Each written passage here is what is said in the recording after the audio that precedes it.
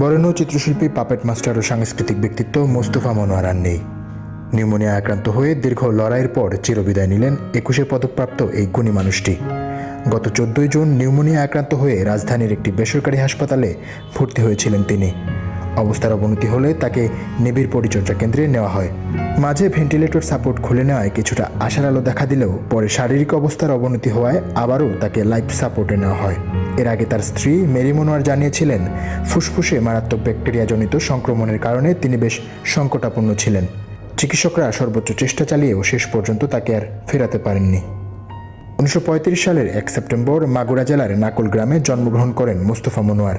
তার পৈতৃক নিবাস ঝিনাইদহের শৈলকুপা উপজেলার মনোহরপুর গ্রামে। প্রখ্যাত কবি গোলাম মুস্তফার সুযোগ্য সন্তান তিনি। পারিবারিক সেই সৃজনশীলতার ধারা তিনি বহন করেছেন নিজের তুলি আর সুতোয়।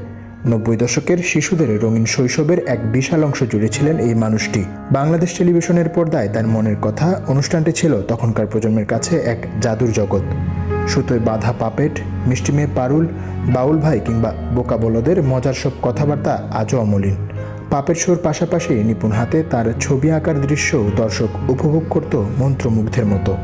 দীর্ঘ কর্মজীবনে চিত্রকলা, শিশুতোষ অনুষ্ঠান নির্মাণ, টেলিভিশন ও সাংস্কৃতিক অঙ্গনে অসামান্য অবদানের স্বীকৃতিস্বরূপ 2004 সালে তিনি 21 পদকে ভূষিত হন।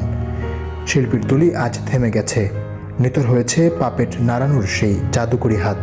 তবে ক্যানভাসের রঙে আর কোটি মানুষের শৈশবের স্মৃতিতে মোস্তফা মনোয়ার বেঁচে থাকবেন চিরকাল। Rakibul Rafi, desk news, the Sylhet.